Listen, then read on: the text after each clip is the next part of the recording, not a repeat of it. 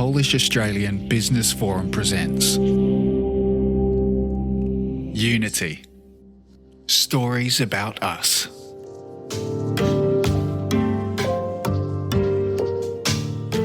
"2022 marks 50 years of diplomatic relations between Poland and Australia. I am Leonie Tillman, and I'll be interviewing 10 notable Australians of Polish heritage across business, science and the arts about their stories. We now invite you to celebrate our unity, stories about us.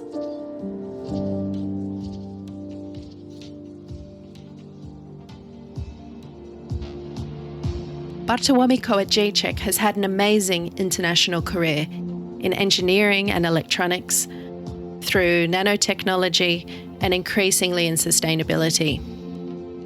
He recently received the Advance Award for the work he's done in sustainability, and he starts out by telling us about that award and what that means for him.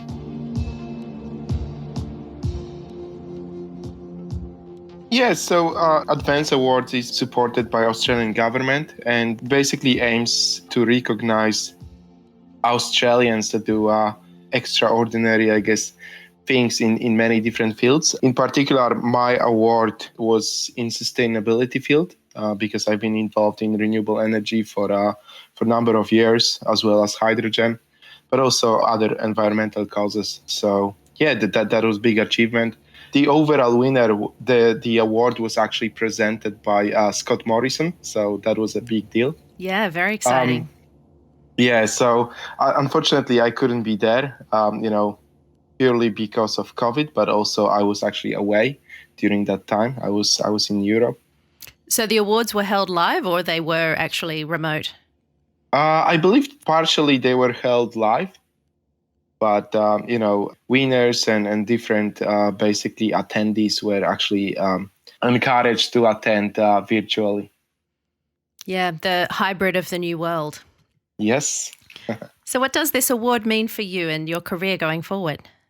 I guess, it's just a recognition of what I've been doing for the last 15 or so years. And, it basically kind of tells me that what I have done is kind of unique on Australian level in sustainability. And, it basically encourages me to continue doing what I've been doing, or maybe do even better things. Yeah, so what are you doing? I guess nanoscientist and inventor might be the best ways to describe you, but how do you describe yourself?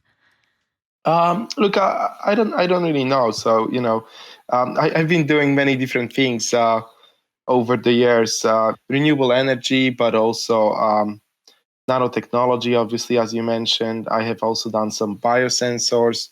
I created a startup in the US, basically aimed at commercializing biosensors. I have also done a lot of work in policy, in innovation, in science, but also in climate change and environmental causes. So, a bit of everything. I guess, traditionally people basically try to find their field and stick to it and kind of progress in that single field. I've been doing a couple different things, so it's quite different, but I really enjoy, that diversity. Yeah, I understand that you've got 2 PhDs, one in material engineering and another one in microelectronics. Is that correct?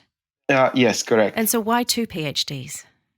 The second one was actually a bit of a freebie. I spent some time in France doing research, and French government has this program where, if you do spend some time doing research in France during your PhD, they may award you another PhD. So, here in Australia, I was developing conducting polymers mainly for energy applications.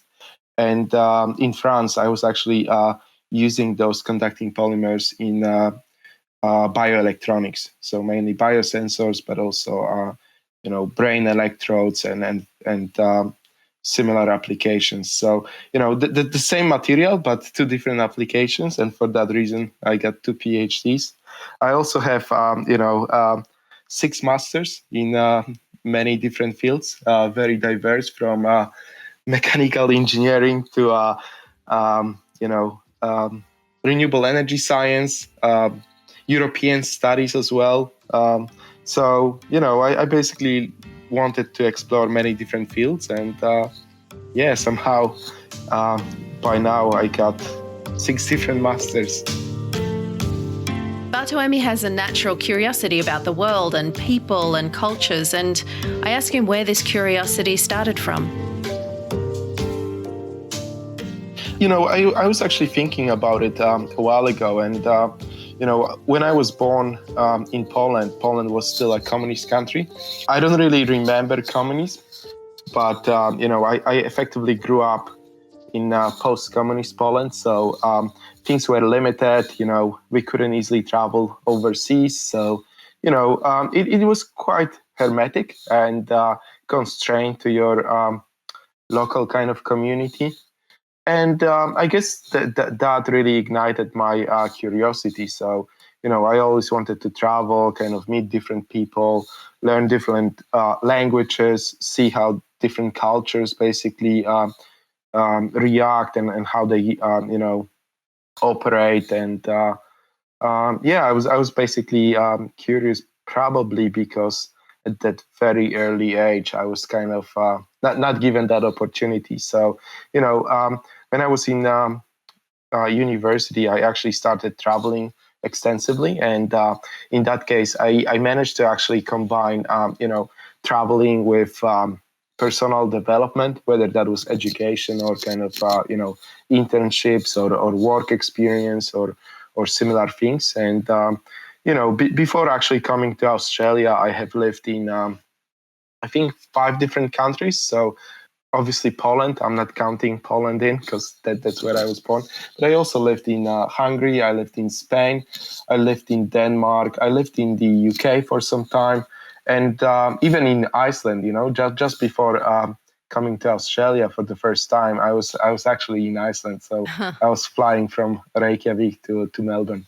I can't even imagine what it's like in Iceland. I'd love to go there. What were you there for? Was it for work or just an experience? No, so look, after my studies in Poland, I took this job. That was my first job out of uni. It was in Denmark. I was basically working for a company that develops solar systems. And during that time, I also got exposed to hydrogen. We had a project on hydrogen system.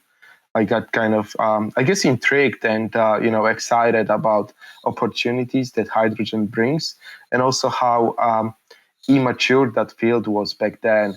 To learn more, I actually decided to leave this job, and I applied for master's in Iceland. So that was in renewable energy science with a focus in fuel cell systems and hydrogen. And Iceland was probably the best place to study renewables back then. That was over a decade ago, because majority of electricity in Iceland comes either from geothermal or from hydropower.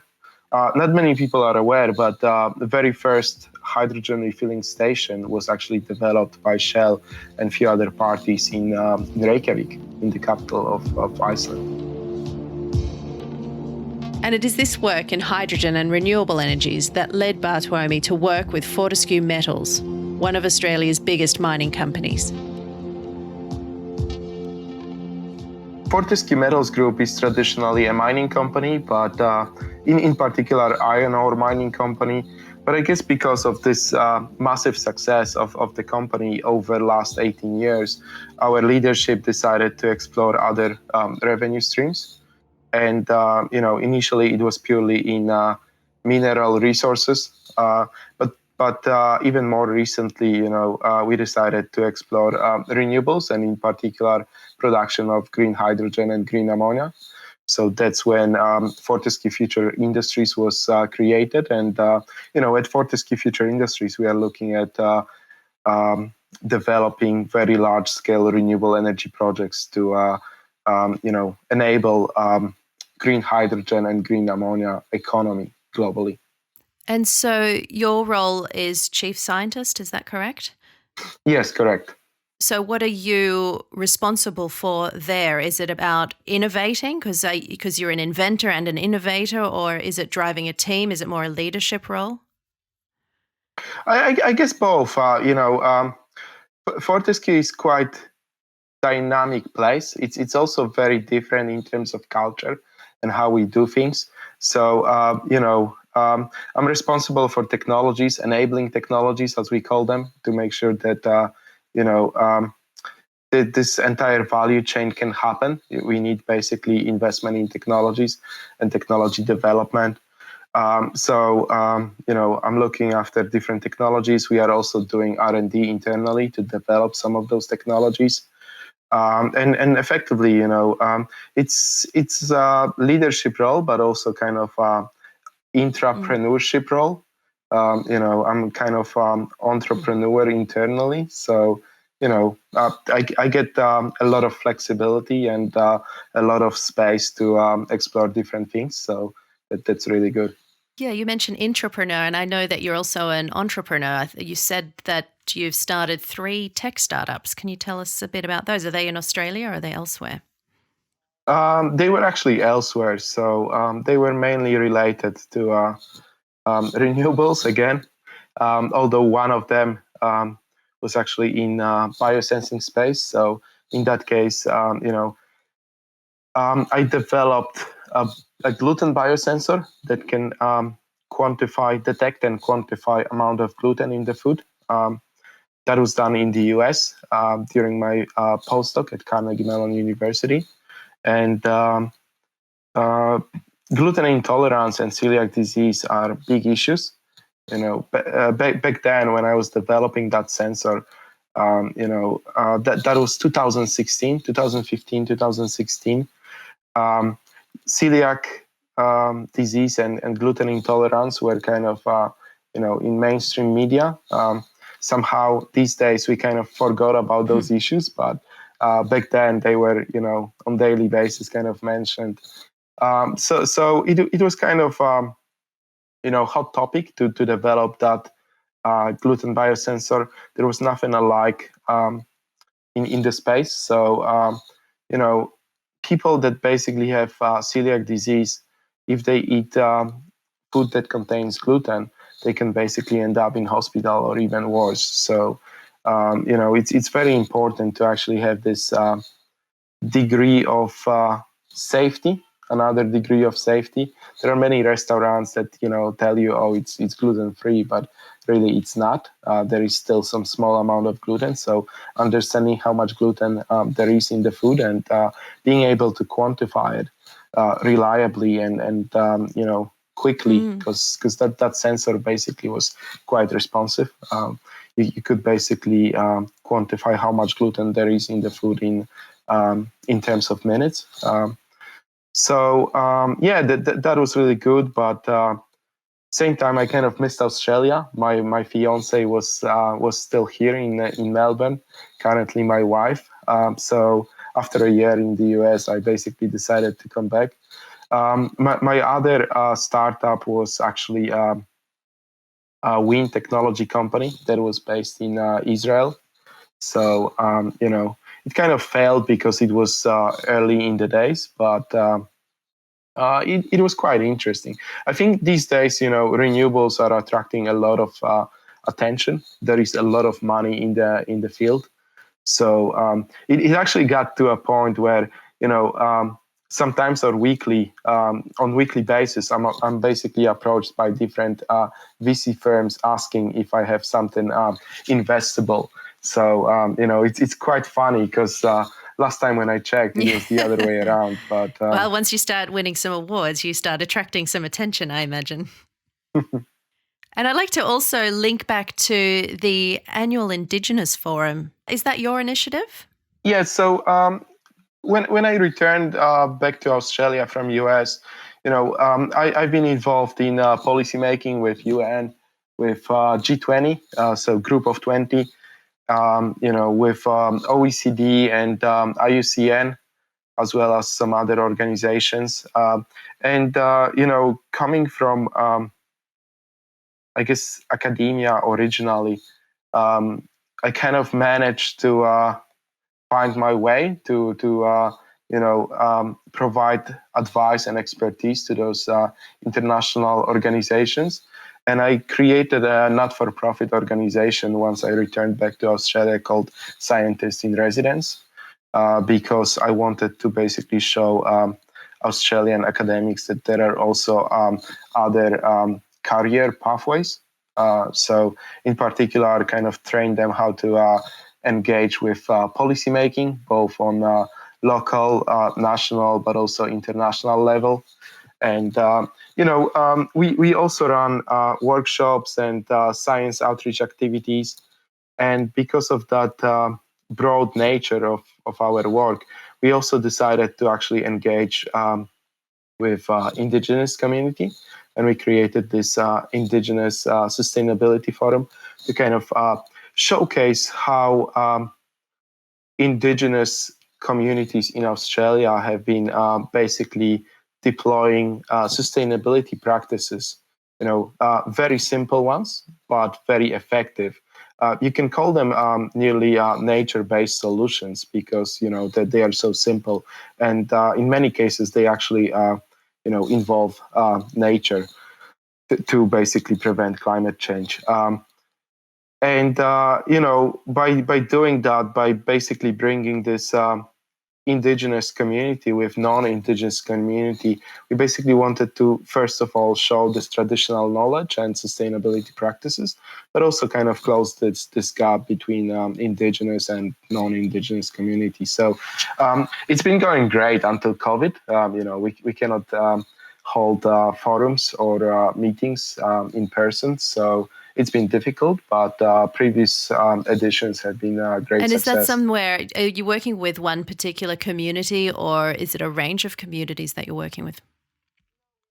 The way it's done, we bring basically different indigenous experts and indigenous leaders to kind of tell stories how, different sustainability practices, although they wouldn't call them that, for them it's basically traditional knowledge or kind of, daily practices have been deployed by their grandfathers and even, indigenous communities long before European settlers arrived.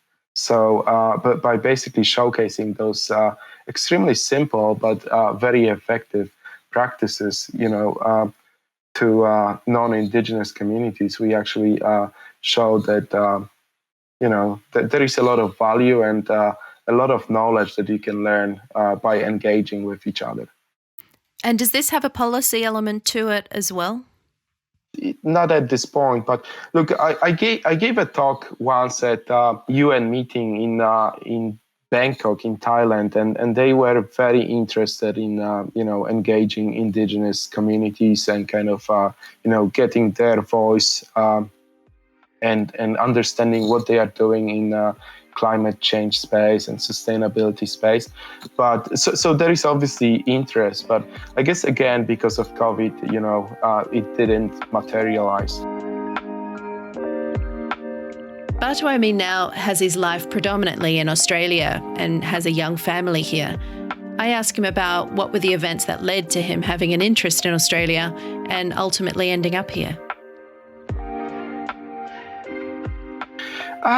So it's actually a funny story because back in Poland, I was president of local committee of IST. IST is basically international organization with national committees in 88 countries, I believe. Wow. So it stands for International Association for Exchange of Students for Technical Experience.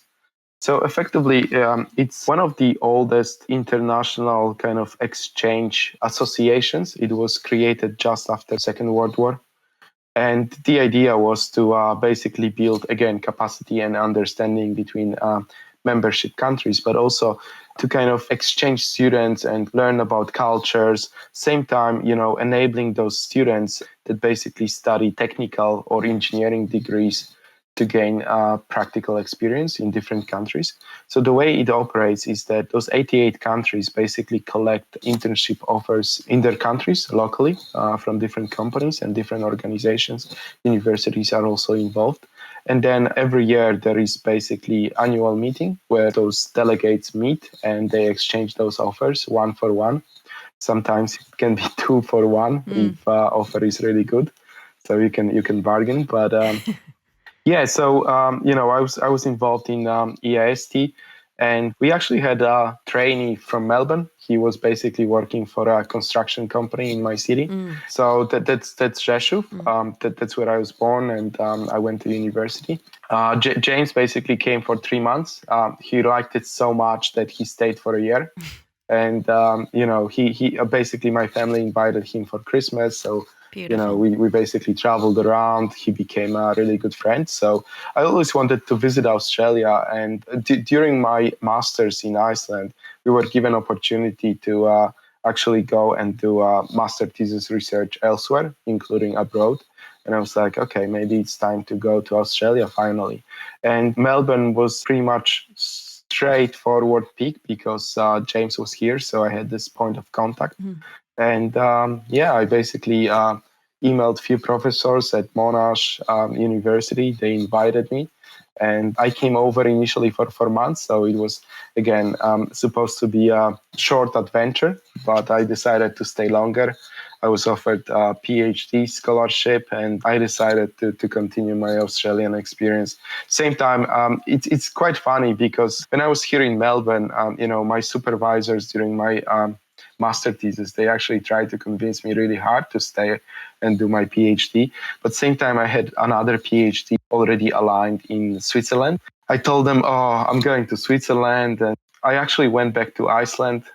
When I arrived in Iceland, it was February. So, everything was white. Everything was covered by snow, very cold.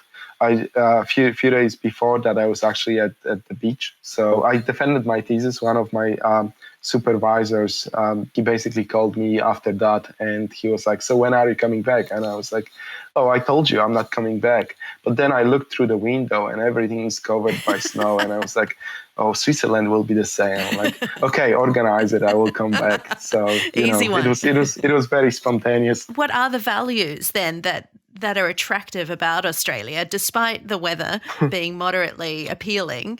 Are there values that are attractive about Australia? Yes, so weather is one, but probably not most important. When I firstly arrived in Australia, I kind of realized that it was very modern and progressive, but also people actually are very easygoing, and they kind of value life, they value family more than they value their work. That probably has changed slightly over that last decade since I arrived. But I also lived in the US, and after a year, I basically couldn't stand it. It was so different, and it's US is all about money and work. Australia is completely reverse. It's probably about family and kind of having a chilled life. So I guess that makes Australia very attractive. It's also very different, Animals and plants are completely different compared to other places. So that also kind of drives this curiosity to go and explore. It's also so big, and Victoria is very different, for example, from Western Australia. You have basically rainforests, you have deserts. So it's really unique in terms of landscape, I guess work-life balance, and effectively values, Australian values. If you did have to list them, what would they be? I mean, you're talking about work-life value and family values. What about in terms of leadership and what you see in the workplace? Australia also developed this unique leadership.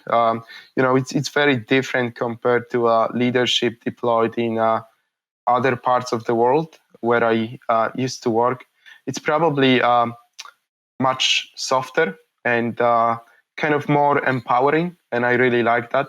It's also a lot of Australian leadership is driven by ethics, and that kind of resonates very well with me.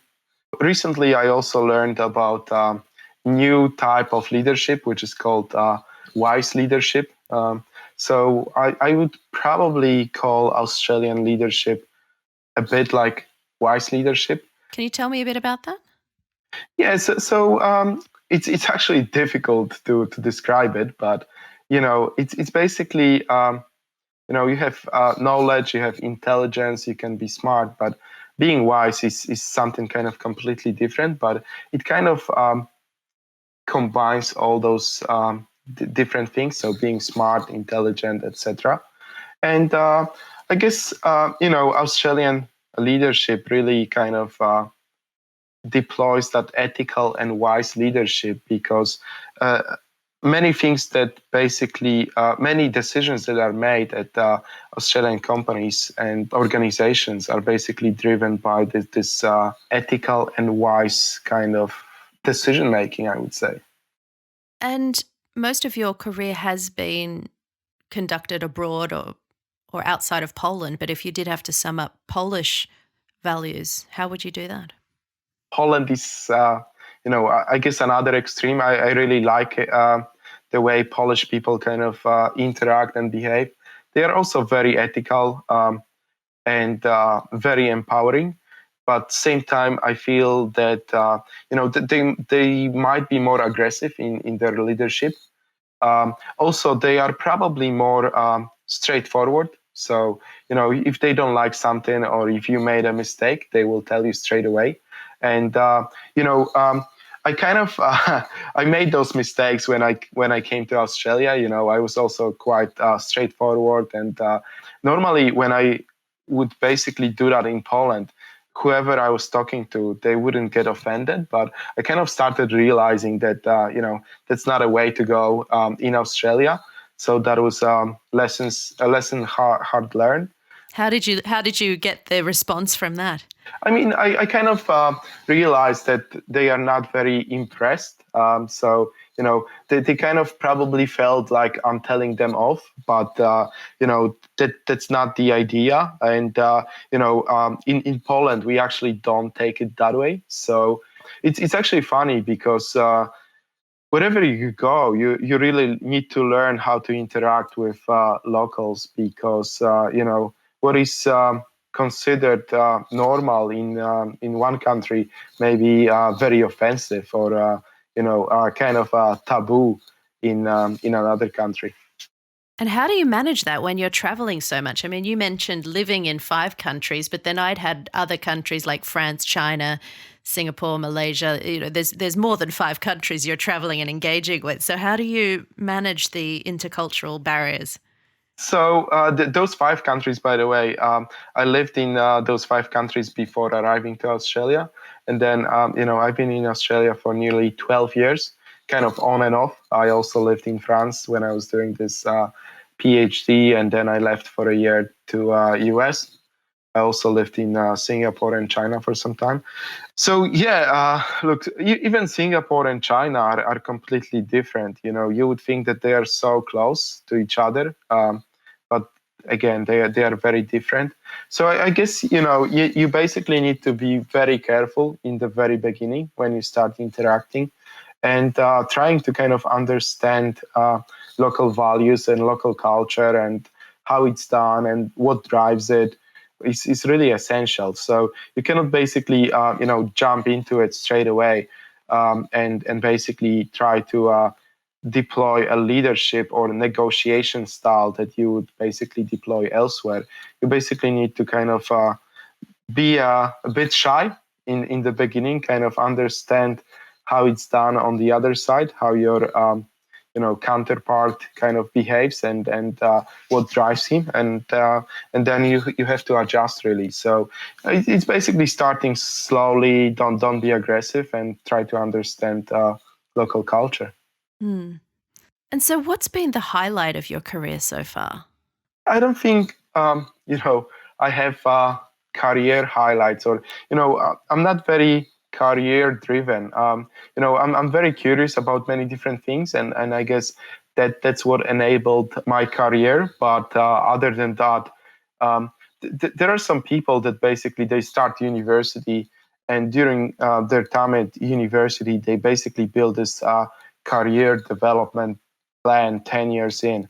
I never actually thought about it. I basically, jumped from one position to another, and it was quite spontaneous most of the time, without too much thinking.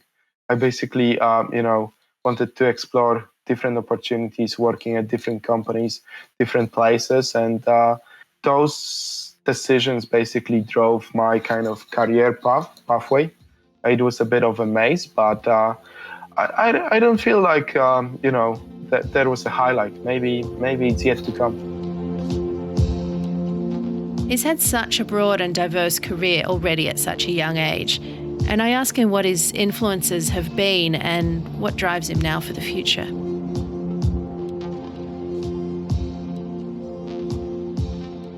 I guess it's actually quite funny to say, but because I've been so driven last couple of years, I simply cannot stop. So, I believe that I can do better, I can do more, I can do other things. So there are still some things that I would like to explore and potentially places that I would like to live. Obviously, end of the day, we would probably end up in Australia with my family because, my wife really likes it. She doesn't actually want to hear about living somewhere else. My son is Australian, so we'll probably end up in Australia. And that was the case last 10 years or so. Whenever I leave, I always come back to Australia.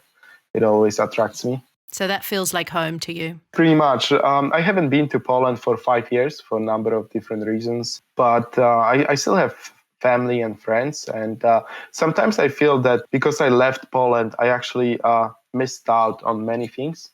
I'm not as close with my really good friends as I used to be anymore. I obviously talk to my family, but only, virtually. So it's not the same as interacting with them on a daily basis. So it feels kind of like you missed out on many things, but at the same time, they also missed out on many things that you have done abroad. So, I really enjoyed my life, whether it was in Australia, in France, or, in Singapore, or even China. Also, those international experiences actually shaped who I am. I believe that because of traveling and kind of experiencing those different cultures, I managed to be more flexible and more adaptable. It's also funny because last time when I was in Poland, I have met some friends of my friends, and I started talking to them, and they were like, "Oh, your Polish is so good. Where did you learn?" So apparently, my accent is not Polish or Polish enough anymore. So I still speak Polish fluently, but obviously they could sense this new accent. So they were like, "Oh, where did you learn Polish?" So, yeah, do you feel Polish or do you feel Australian? How do you identify nationalistically? I'm definitely Australian citizen. I'm Polish citizen, and I guess I feel both Australian and Polish. I really have good memories, so for that reason, I still feel like very Polish, and Poles are very proud. And I still watch Polish movies. I'm listening to Polish music sometimes. And then I'm basically part of Australia these days, and whatever I do kind of contributes to Australia, and I also feel Australian. And do you think you'll raise your son with Polish values? I think yes, and I would probably like him to learn some Polish. It's always valuable to know languages, but there are some historic movies that I would also like him to kind of watch and learn about Polish history. I hope that he will learn, and that he was born in Australia. He's Australian citizen. My wife is Malaysian, but I hope that he will actually feel Polish to some extent as well when he grows up. He's currently 13 months, so he doesn't care about any of that just yet. But hopefully, when he grows up, he will basically have this feel of belonging, that he's part of Polish heritage. Is there anything else you'd like to share with us today about your career and your life so far? I came from Poland, and I wouldn't say it was hard, but Polish people my age had it definitely harder than Australians our age, and even other Europeans, Western Europeans. So maybe that they feel like, they are not good enough or something along these lines. But same time, if you really want, you can make it. And also, if you feel that you want to explore different field, don't listen to others. Just try to explore it. Whether you will like it or not, you can always go back to your original career. So exploring is definitely good. Although, some people may see it differently, especially recruiters or HR people. But you can potentially always kind of explain yourself to them and kind of tell them why you decided to make that move if it didn't work. I guess exploring different fields, different places is always good. It will basically add massive value to who you are and what you can achieve. Bartłomiej, thank you very much for your story and for telling us about your career and life. Thank you. Thank you, Leonie.